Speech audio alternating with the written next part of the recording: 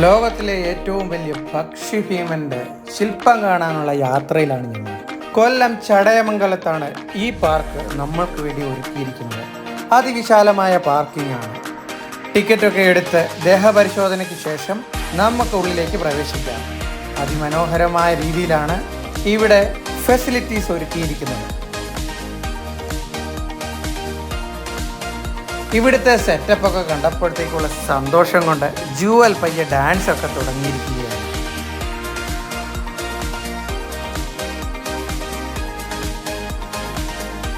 Ticket പരിശോധനയ്ക്ക് ശേഷം നേരെ കേബിൾ കാറിലോട്ട് പോവുകയാണ്.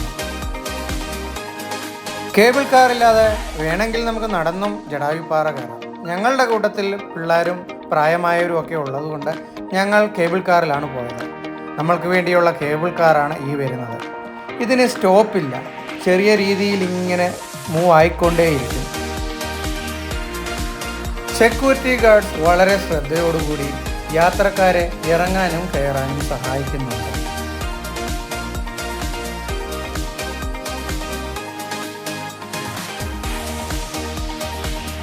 ഓരോരുത്തരായി പയ്യെ നടന്ന് ഞങ്ങൾ അകത്തേക്ക് കടന്നു.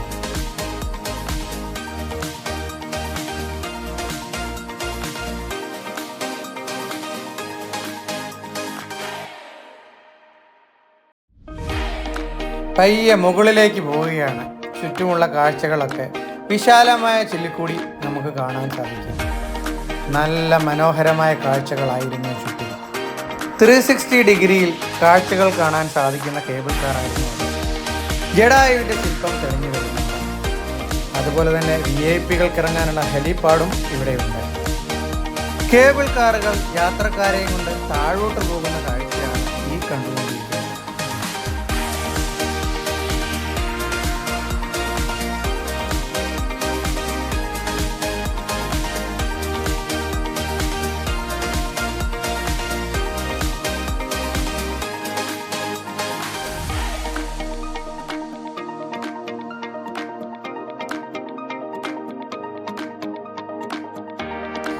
ഇവിടുത്തെ ആവശ്യങ്ങൾക്കായി വെള്ളം ശേഖരിക്കാൻ വേണ്ടി ഒരു മിനി ഡാം തന്നെ ഇവിടെ നിർമ്മിച്ചിട്ടുണ്ട്.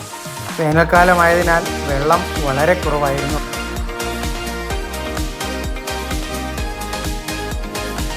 കരിങ്കല്ലിൽ ആങ്കർ ചെയ്ത് ഇരുമ്പ് ബാറുകളിലായിരുന്നു ഈ കേബിൾ കാറിൻ്റെ പ്രവർത്തനം. വളരെ ബലവത്തായ രീതിയിലാണ് ഇത് നിർമ്മിച്ചിരിക്കുന്നത്.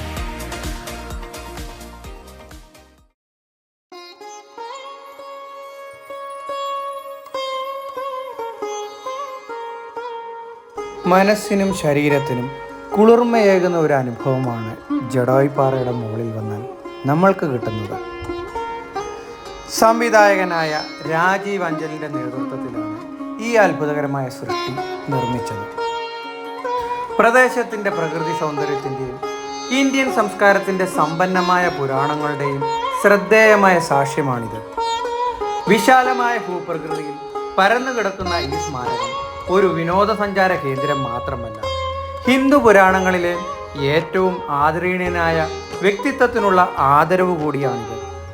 രാക്ഷസ രാജാവായ രാവണന്റെ പിടിയിൽ നിന്ന് രാമന്റെ ഭാര്യയായ സീതയെ രക്ഷിക്കാൻ ധീരമായി പോരാടിയ കുലീനനായ ഒരു കഴുകനെ പോലുള്ള പക്ഷിയായിരുന്നു ജഡായു. ജഡായു ധീരമായി പോരാടിയെങ്കിലും ആത്യന്തികമായി മരണത്തിന് കീഴടങ്ങി. ഇപ്പോൾ ഭൂമിയുടെ കേന്ദ്രം സ്ഥിതി ചെയ്യുന്ന ചടയമംഗലത്തെ പാറകളിൽ വീണു ജഡായുവിൻ്റെ ത്യാഗത്തിന് നന്ദി പറഞ്ഞ് ശ്രീരാമൻ പക്ഷിയെ അനുഗ്രഹിച്ച സ്ഥലമാണ് ഇതെന്ന് വിശ്വസിക്കപ്പെടുന്നു.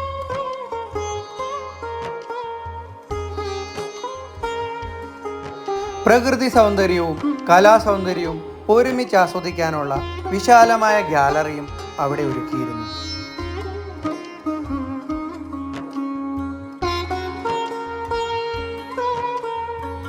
ഇതിൻ്റെ സൈഡിൽ തന്നെയാണ് ജഡായു രാമ ടെമ്പിൾ സ്ഥിതി ചെയ്യുന്നത്. അവിടെ നമുക്ക് ധ്യാനിക്കാനും മെഡിറ്റേഷനുമുള്ള സൗകര്യങ്ങളും ഉണ്ട്.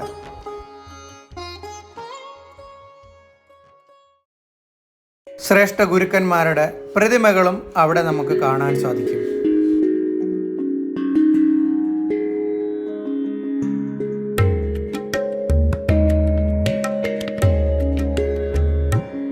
ധാരാളം കുരങ്ങന്മാർ അവിടെ വസിക്കുന്നുണ്ടായിരുന്നു. അവർക്കുള്ള വെള്ളവും ഭക്ഷണവും എല്ലാം ഈ അമ്പലത്തിൽ നിന്നാണ് നൽകുന്നത്.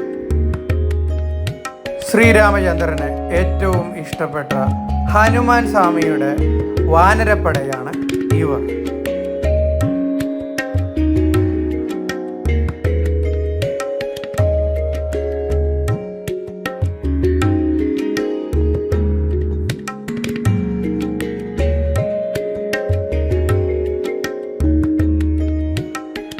ഇവിടെ നിന്ന് ഉദയവും അസ്തമയവും ഒക്കെ കാണാൻ ഒരു പ്രത്യേക ഭംഗിയാണ്. പാറപ്പുറത്തിരുന്ന് ഈ കാഴ്ചകളൊക്കെ കണ്ട് കാറ്റും കൊണ്ട് ഇങ്ങനെ ഇരുന്നാൽ സമയം പോകുന്നത് അറിയത്തേയില്ല. ധാരാളം ഫോട്ടോ സ്പോട്ടുകളും ഉണ്ട്.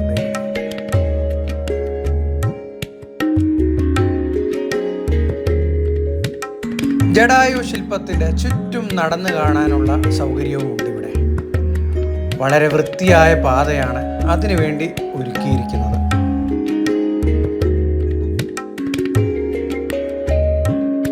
ശില്പത്തിൻ്റെ അടുത്തോട്ട് വന്ന് നോക്കുമ്പോഴാണ് അതിൻ്റെ വലിപ്പവും അതിൻ്റെ ഭംഗിയും നമ്മൾക്ക് മനസ്സിലാകുന്നത്.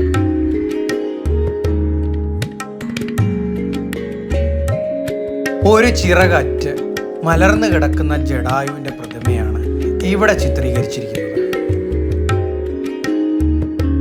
ശില്പത്തിൻ്റെ ഉള്ളിൽ ഒരു തിയേറ്ററും ഒരുക്കിയിട്ടുണ്ട്. മെയിൻ്റനൻസ് വർക്ക് നടക്കുന്നതിനാൽ അതിനുള്ളിൽ പ്രവേശിക്കാൻ സാധിച്ചില്ല. തിരികെ പോകാനുള്ളവരുടെ ക്യൂ ആണ് ഈ കാണുന്നത്. ഓരോരുത്തരുടെ ടേൺ അനുസരിച്ച് കേബിൾ കാറിൽ നമുക്ക് താഴേക്ക് യാത്ര ചെയ്യാം. രാത്രിയുടെ മനോഹര കാഴ്ചകളൊക്കെ കണ്ട് താഴേക്ക് ചെല്ലുമ്പോൾ ആംബി തിയേറ്ററുകളും പ്ലേ സ്റ്റേഷനുകളും നമ്മളെ കാത്തിരിക്കുകയാണ്. അങ്ങനെ കുട്ടികൾക്കും മുതിർന്നവർക്കും ഒരുപോലെ എൻജോയ് ചെയ്യാൻ പറ്റുന്ന ഒരു ദിവസമായിരുന്നു ഇന്ന്. ഇതുപോലെയുള്ള മനോഹരമായ കാഴ്ചകൾക്കായി like and subscribe Arun's travel view.